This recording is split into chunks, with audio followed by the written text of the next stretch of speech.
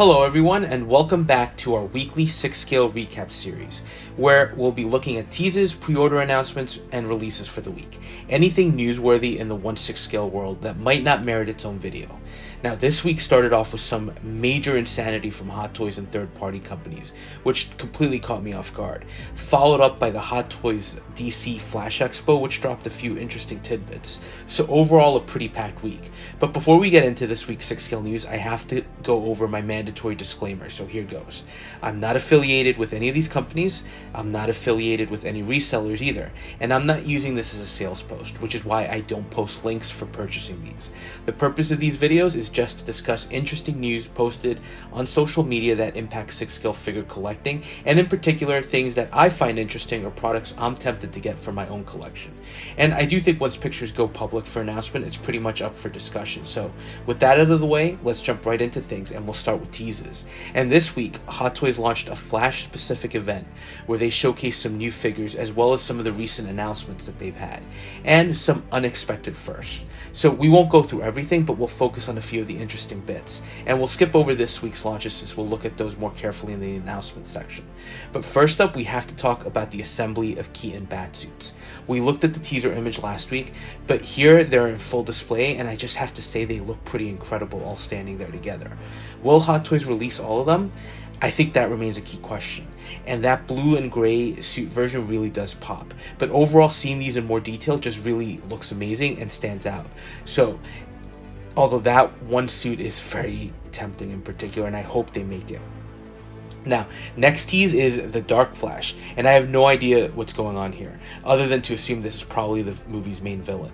I'm not sure about this one. I think I'll have to watch the movie first to decide if it's worth picking up. Visually, it's interesting, although maybe a little plain feeling, and don't get me wrong, there's a lot of detail there, but I don't know what to make of it. The expression is great as well, but this figure almost reminds me more of a comic-style version of Doomsday, with the sharp spikes that are protruding from all over its body. So it's an interesting tease. Next up, you've got the 1/12 scale Batwing, and all I'll say about this is who knows if they'll even make it. Frankly, I do have to say the pattern on the wings looks a little too toyish. I think I am spoiled by all the amazing videos that have been released showcasing the gigantic 6-scale version of the 89 Batwing that Jazz Inc. made, which just looks incredible. I guess if you don't have the space or the budget for that piece, this would be a viable alternate. Again, and that's the question, if Hot Toys makes it. And then, of course, the last unexpected reveal, the Batmobile from the 2022 Robert Pattinson Batman film. And I have to say, the prototype looks incredible. I mean, to me, there's no doubt this is an amazing vehicle.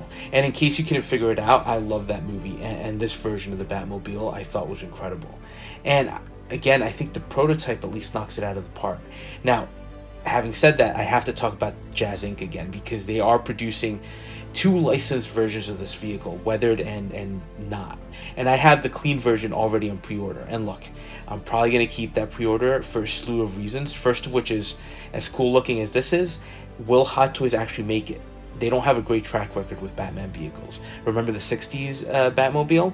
Or how about the BVS Batmobile, which they're also showcasing here, although this actually looks more like the Justice League one. So this could just be a flex piece, similar to that N1 from The Mandalorian. Second thing here, I already put down a lot of money on that Jazz Inc. version, and I'm not planning on losing that NRD. But there is one thing I do have to mention. When I pre-ordered the Jazz Inc., I did think it looked great, although a little chunky on the sides and the middle by the doors. Looking at the Hot Toys prototype, I think the big issue is that the chassis at the underside of the doors. The Jazz Inc. has more material there to pick up the foot bar, while the Hot Toys one doesn't have any material, and the bar connects directly to the underside of the car. That is something I'm picking up on now, and it's why the Hot Toys version looks slimmer. Curious what Jazz Inc. is going to say, if they say anything at all. They're usually great at responding to questions, but it may be a little too late on this one, since I think these are supposed to start shipping soon. And again, will Hot Toys actually make it? Jury's out on that one. It's definitely an interesting potential development here, and I'm going to be waiting to see if Jazz Inc. says anything, because now that I've seen that inaccuracy, at least at the price point, it's definitely something that I noticed, and I'm curious what the response is going to be. Alright, so moving on to new figure announcements. The first one is the Flash from the upcoming movie by Hot Toys. And I have to be honest, it's funny that he's the third release from the line. It's clear Hot Toys is prioritizing the Bat figures, but I'm going to say that Hot Toys really sucks right now, and I'm saying that because I had it in my mind, you don't need a Flash figure. And looking at this, I don't know that I can convince myself to pass on him. I think the figure turned out great. Now, obviously, there's bound to be some controversy surrounding Ezra Miller, given the legal issues surrounding the actor. And I think that's a choice we'll each need to make as collectors, because I would totally understand not wanting to pick up this figure as a result of that. But for now, let's just at least discuss the figure. And for me, I'm going to try to separate the figure itself from that controversy and just look at it for what we're getting here. And again, if you disagree with that take, I totally understand. But as a figure, I do think Hot Toys delivered something really amazing here. First of all, let's talk about the suit. It looks insane, and the close-up showing this really interesting textured pattern, I'm not sure what it is, but the bright red blending with the little bits of black gives you a really great contrast, and the entire suit just pops. I mean, the red and gold color scheme just stands out. Look at any of the Iron Man figures, for example, and you'll see that. But there's a lot of nice detailed work here on the suit to like as well. And I love the Flash logo on the chest, which also actually lights up. How that's achieved isn't exactly noted here, guessing batteries, but I think it's probably going to look good. And then there's a luminous effect, which makes some of the lines on the suit look yellow. This is one of those features that feels really gimmicky. Not saying it won't look good, but we've gotten that with the Black Panther figures, with Thor, and unless you have a display with some kind of black light permanently on, you really won't be able to see this. So at least for me, it's an interesting feature, but not one that's a deal breaker or going to push me to order the figure. Now, of course, we have to talk about the sculpt, and you're getting two, an unmasked and a helmeted. Both include the now standard rolling eye system, and the helmeted head does also appear to include interchangeable lower faceplates, although they're blurred out. Not sure what that's about. Doubt it's a spoiler, so maybe just waiting for some kind of license approval. But both sculpts I think look incredible and very much capture the character's likeness. And he looks much more comic accurate too overall, so there's definitely a lot to like about this figure. Now, special edition just includes a Flash ring that's life-sized or one or real scale. Interesting, but not something that's super appealing to me. Although both versions of the figure are up for pre-order and they're at the same price, so they're not even charging for that ring. I always tend to say, if things are the same price, just go for the full set. But that bonus accessory isn't a critical piece, and to be honest, it'll probably be staying in the box. But overall thoughts, I think this is a win for Hot Toys, and it's clear they're committing to this movie. We're now standing at 3 pre-orders before the movie even releases, and I still have hopes for Supergirl, even though she wasn't shown at the expo. But from past experience, that doesn't really mean anything. So very tempted with this one, and I just have to ask myself if I need these to add to my Snyderverse collection, because this will probably be the last time we see these characters, or at least these versions, for some time or at all. So help me out on this one and let me know your thoughts. Now, next up, also from Hot Toys and their Warner Brothers 100-year anniversary celebration line, is a Batman inspired by the comic version blue and gray suit. Now, I didn't make an individual video for this one because honestly, it's not that exciting of a release for me. And normally, I would say it's great. It's a great looking figure, but honestly, I don't know that I can say that here. Now, this is a Dark Knight Christian Bale version of Batman, and in that sense, this is a figure that Hot Toys has continued to improve on over and over. So as a figure, and as a figure only, there's a lot to like here. And it also includes a ton of accessories that aren't really showcased in the promotional shots, including the EMP gun from The Dark Knight Rises, the sticky gun, batarangs, the bombs he uses in Batman Begins, his grappling gun. So again, ton of accessories here that, having had some of these figures myself, are really great pieces. Plus, you get the swappable faceplates, which really are a nice touch to get a lot of flexibility from your Batman display. Other thing I like here is the base.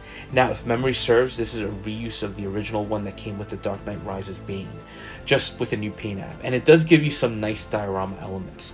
One of the biggest highlights here, though, is that that slight diorama display with the floating bat emblem that almost looks like it's a flat version of the bat signal that's reflecting the night sky with some bats flying. And of course, you get these diorama accessories consisting of bats that also look pretty cool. Okay, so I guess that's a look at the things I like. Now, how do I feel about the release? Frankly, I'm not a fan. And look, if you are, that's 100% fair, and I don't mean to criticize. This is, at the end of the day, just my opinion and hardly the end all be all. But just for me, looking at the figures I want to collect, it just doesn't seem that appealing. And while I appreciate what Hot Toys was attempting to do here, I'm not actually a big fan of the blue and gray color scheme with this particular version of Batman. Now, taking a small step back, I love this version of the Nolan Batsuit. I know it's not everyone's cup of tea, but I always liked the way it looked and at least the attempts at realism that went into its creation. And just visually, it always impressed me. But the paint here, first of all, the blue they elected to go with is a shiny blue, almost metallic or chrome, and to me, it just doesn't look good. Again, just my opinion, and I think after seeing the potential blue and gray suit that Hot Toys is teasing from the Flash movie, I just don't think this one stands out. Or can compare to that one. Maybe if they had elected to go with another shade of blue, maybe something darker and matte, it would have looked better. But seeing that on the helmet, the forearm gauntlets, and his boots, I'm just not that impressed. So I appreciate the thought here, just not crazy with the execution. So an easy pass. Now, the next figure is also branded as part of the Warner Brothers 100-year anniversary, and it is another Wonder Woman figure.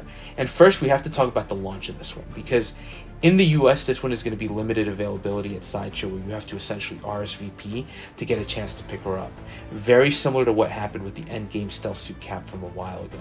But regardless, what's there to say other than it's Gal Gadot's Wonder Woman, or Godot's Wonder Woman? And we'll start with the big reveal here, which is that she's coming with rooted hair. And I know you might be saying, how is that different? We've gotten rooted hair versions of her before. But the key distinction here is that this is wool hair implantation, which just has a more natural feel. And if this technology or method of doing rooted hair with 6-scale figures sounds familiar to you, it's because InArt has been doing this with their figures, which I think is part of the reason why their rooted sculpts, even in the prototypes, seem so good. So this, of course, feels like a direct response to InArt. Now, the InArt Joker looks insane, and the Gandalf and the Aragorn just look incredible.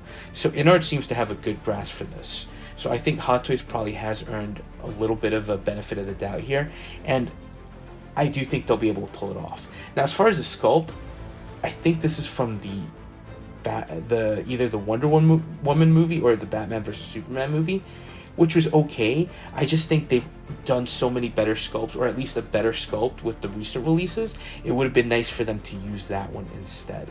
And look, going back to InArt, Wonder Woman is apparently in their queue, and I'm sure some collectors will opt to wait, but we may be waiting for a while for their version. So this one is very much an appealing option. Then looking at what you get, again, you're getting a pretty loaded release with her sword, the sword scabbard, the shield, the interchangeable gauntlets, and the lasso of truth. But the very cool additional accessory here is that backdrop with the Wonder Woman W and the spiral looking metallic piece.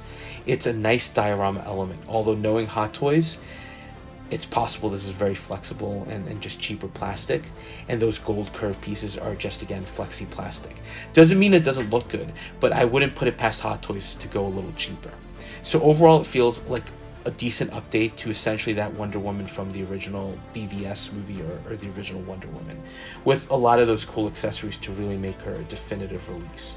Will I get her? I did RSVP, so I think we'll have to see what happens. Now, if I don't get selected, I'm not going to lose sleep over it, just because I already have a Wonder Woman in my collection, and it's not a deal breaker for me if I get this one. I think she looks good, though, so best of luck to all of you trying to pick her up. Now, next up is Ashley from Master Team, and there's also another version that we won't really get into from Duck Toys that's just a clothing set with the sculpt. Now, if you don't know who this is, it's the President's daughter from Resident Evil 4, or more specifically, the remake, and she is the character that Leon Kennedy is sent to find when he stumbles onto the latest bit of craziness. And I do think it's crazy in a good way how much love Resident Evil is getting these days, and that's all due to these remakes of the games. Now, like with the Ada figure and the updated character, I do appreciate the updates that Capcom made to Ashley Graham in this remake, making her a little bit more mature as opposed to the slightly annoying version from the original game. Now, the clothing set looks great with solid set of tailoring, or pretty solid tailoring, and she does also come with rolling eye systems, so a lot of credit to third-party companies for stepping up their game again. And she's not an expensive figure at all, which I do think is the right approach to take with these secondary characters. While people might pay a lot for Chris or Claire or Leon and even Ada, those secondary characters are nice to have, but not critical, and I think having an affordable version makes them much more appealing to collectors. It definitely does for me. Accessory wise, she's pretty light, but what else would she come with, right? And even though the gun doesn't look the best, that's a piece that's easily replaced. So for me, she's definitely a potential pickup. Although Hot Toys is making it hard with their flash line right now, but we'll see. Now, the next one is from Juice Girl, and it's the Green Witch or Gamora based on the second Guardians movie. Now, looking at this, first impressions aren't bad. And I think Juice Girl did the hella figure as well that people seem to be overall happy with. Here, looking at her accessories, she has her sword, her gun from that first action sequence, the flight rig, and she comes with Baby Groot with the bomb from the end of the movie. What's striking, first of all, is that this has to be some kind of recasting of the Hot Toys version, right? I mean, looking at this, even the accessories are identical. So the only reason I'm bringing this figure up is because I passed on the Hot Toys version, just thinking I didn't need another Gamora, but I am tempted. And I don't know if Hot Toys is actually going to make another one from Volume 3. With their focus right now being on the Flash, who knows what's next for the Guardians line. If anything, we're still waiting for Drax, Mantis, or Nebula. And that might be it, although it would be a shame not to get an Adam Warlock. And can someone finally make that Stallone figure from the series? I mean, I would love to have an MCU Stallone. But anyway, for this one, I'm missing the figure from my collection, and she's going for pretty high cost in the secondary market, so very tempting. Now, final figure is not a superhero or a Resident Evil related one or Star Wars or Star Trek, but it's actually Michael Corleone from The Godfather Part 2. Or at least I think it's from that one, and it's from one of the Vegas scenes since he's coming with this white suit. Now, this is coming from Fishbone, which did the Neo from The Matrix, and has the Mr. Smith on pre-order. Now, is this the best sculpt? No. Not at all. But I think you could definitely recognize Michael. And as a set, it's pretty loaded with the chair and the little side table with all the bottles of liquor and the phone. It reminds me a little of that Damn Toys figure I reviewed that was from Gangster's Kingdom that was very much based on Al Pacino. And that one included a great chair and table as well. Although those accessories were very much more on the gruesome side. Now, I think it's a decent offering, and if you have the Vito from Hot Toys or even from Damn Toys, this could be a nice companion figure to own, especially since it's from such an iconic movie. For me, it's a pass, just because I have so much else on my plate right now, but it's nice to see older films and classic properties getting some love. Now, normally we would talk about releases, but this week there wasn't anything, or at least not anything in 6 scale. Hot Toys did release their quarter scale Boba Fett, but I'm exclusively a 6 scale collector, so I'm not even going to touch on that one. So that was a pretty eventful week, I think, in the 6 scale collecting world. Now, let me know your thoughts. I'm always curious to see what you're thinking, or if you have any advice on what we're discussing, or anything that I might have missed that you think might be interesting. And as always, thanks for watching, and if you are enjoying the content, please consider liking, commenting, and subscribing, and we'll touch base on the next video.